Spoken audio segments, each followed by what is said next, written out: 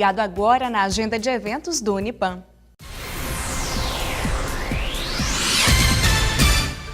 De 12 a 16 de setembro acontece as Semanas de Sistemas de Informação e de Psicologia. De 19 a 23 de setembro, o Unipam promove as Semanas de Secretariado Executivo e de Tecnologia em Agronegócios. De 22 a 24 de setembro acontece o Simpósio de Neurociência. E de 26 a 30 de setembro, o Congresso Mineiro de Engenharia e Inovações Agrárias, o COMEA. De 3 a 8 de outubro, acontece a 7ª edição do Congresso Mineiro de Formação de Professores para Educação Básica. E lembrando que já estão abertas as inscrições para o curso de Licenciamento Ambiental. As aulas terão início dia 22 de outubro. Mais informações sobre esses eventos você pode obter no site do Unipam, www.unipam.edu.br/eventos.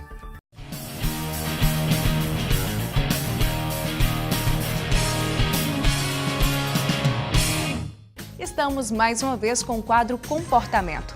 O professor Henrique Miranda vai falar hoje sobre a fofoca. O José Carlos, do bairro Lagoinha, nos escreveu o seguinte e-mail. Professor, gosto muito do meu trabalho. O que ganho não é muito, mas é razoável. No entanto, onde trabalho, temos sofrido muito com fofocas e intrigas. Como lidar com essa situação? Zé Carlos, muito legal a sua pergunta sobre a fofoca. A fofoca é muito comum no nosso dia a dia, na família, no local de trabalho, entre os amigos, e ela acaba sendo prejudicial, porque a fofoca é um problema de comunicação. Nós sabemos que a comunicação entre os seres humanos, ela realmente é complicada, porque nós humanos interpretamos as mensagens que recebemos. E é óbvio que existem várias interpretações.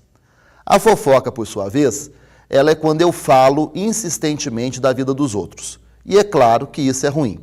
Imagine, no seu caso, que você está reclamando da fofoca no ambiente de trabalho, imagine só que nós passaremos a maior parte da nossa vida útil no local de trabalho. Segundo as pesquisas, segundo os cálculos estatísticos, nós passaremos mais tempo convivendo com os nossos colegas de trabalho do que convivendo com os nossos familiares. Então imagine você ter que trabalhar num ambiente, passar a maior parte da sua vida em um ambiente que é regido pela fofoca, que é regido pela picuinha, pelos comentários maldosos. Isso é muito ruim. Agora, nós temos que entender que o fofoqueiro, ele segue geralmente o seguinte mecanismo. Eu digo geralmente, porque quando nós falamos de seres humanos, nós não podemos generalizar. O comportamento humano não obedece uma fórmula matemática. O comportamento humano é surpreendente. O ser humano é uma caixinha de surpresas. Bom, então, o fofoqueiro geralmente segue um mecanismo. Qual é o mecanismo dele? Eu falo da vida dos outros, eu comento insistentemente sobre o que acontece aos outros, porque assim eu esqueço o que acontece na minha vida. Eu falo mal dos outros, eu comento tudo aquilo que acontece aos demais e deixo de olhar aquilo que acontece na minha própria vida. Esse é geralmente o mecanismo que o fofoqueiro segue. Se vocês pararem para analisar, vocês verão que geralmente as pessoas que gostam muito de fazer fofoca, essas pessoas têm problemas gigantescos na sua vida familiar, profissional, afetiva, enfim, nos mais diversos âmbitos do seu viver. E aí o que ele faz? Para não ter que olhar para os próprios problemas, ele passa a falar da vida dos outros.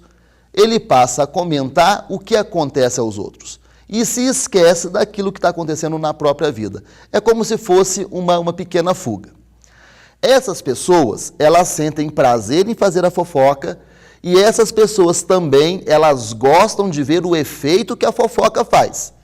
Por isso, qual é a dica que eu dou para aquelas pessoas que não querem que a fofoca tome conta do ambiente de trabalho ou de outro ambiente, como a família, o ciclo de amizades, etc. e tal?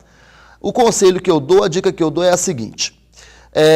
O palhaço só faz espetáculo enquanto ele tem público. Se ele não tem público, não tem para que fazer o espetáculo. Da mesma maneira, é o fofoqueiro. O fofoqueiro só faz a fofoca enquanto existe uma plateia que escuta, aplaude e repassa a fofoca. Se existe fofoca no seu ambiente de trabalho, é porque existem pessoas que aceitam essa fofoca, que escutam essa fofoca e repassam. Porque para ser fofoca tem que ser repassado. E quem repassa é quem escuta. E os que repassam são tão fofoqueiros quanto os que criaram a fofoca. Então, se existe uma maneira de eliminar a fofoca, ou pelo menos reduzi-la nos ambientes, no ambiente de trabalho, como é o seu caso, é não dando ouvido aos fofoqueiros. Assim que uma fofoca é contada, você dá de ombros, você não repassa, você não liga. O que vai acontecer? O fofoqueiro vai perceber que as suas fofocas não têm efeito, e não tendo efeito, ele vai passar a não fofocar mais. É geralmente isso que vai acontecer. É geralmente esse o mecanismo que o fofoqueiro segue. Então é isso daí. Não repassar a fofoca, não comentá-la e ignorar os comentários maldosos que as pessoas fazem. Isso destrói qualquer ambiente, seja no trabalho, na família ou em qualquer outro lugar. No trabalho, inclusive, existe aquilo que nós chamamos de clima organizacional, que é o clima do ambiente de trabalho. Esse clima ele é destruído quando você vive em um ambiente de trabalho, convive com pessoas que só falam mal dos outros, dos processos, que o prazer delas é falar da vida dos outros. Então, ignore, não passe adiante e continue trabalhando, fazendo bem feito, fazendo para cada vez melhor, fazendo para superar as expectativas. Essa é a dica, espero ter ajudado o José Carlos e também espero poder ajudar você no próximo encontro. Um forte abraço e até lá.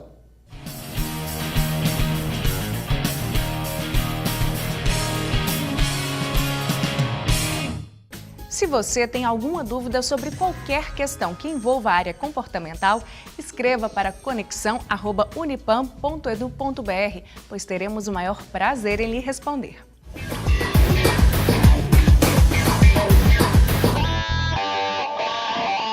Vamos agora à Dica Cultural com o professor Lívio Soares. Olá pessoal, meu nome é Lívio, estou aqui novamente participando do Conexão Unipam, dessa vez para falar do lançamento do livro Histórias Abandonadas, de Luiz André Nepomuceno. O livro será lançado neste sábado, dia 10 de setembro, a partir das 8 da noite, lá no Teatro Municipal, no saguão do Teatro Municipal Leão de Formosa. E é claro, todo mundo que está ligado e conferindo a Conexão Unipam, convidado para conferir o lançamento do livro do Luiz André. Ele que trabalha aqui no Unipam. Ele tem pós-doutorado em literatura, trabalha no Unipam há muito tempo como professor, já foi o coordenador do curso de letras e atualmente é o responsável pelo núcleo editorial aqui do Unipam. Paralelamente, ele realiza um vasto trabalho como ensaísta, tem publicado em revistas nacionais e também internacionais e é também ficcionista. No trabalho dele de ficção, Histórias Abandonadas, que está sendo lançado neste sábado, dia 10, é o quarto livro dele de ficção e mais um livro lançado pela editora Sete Letras.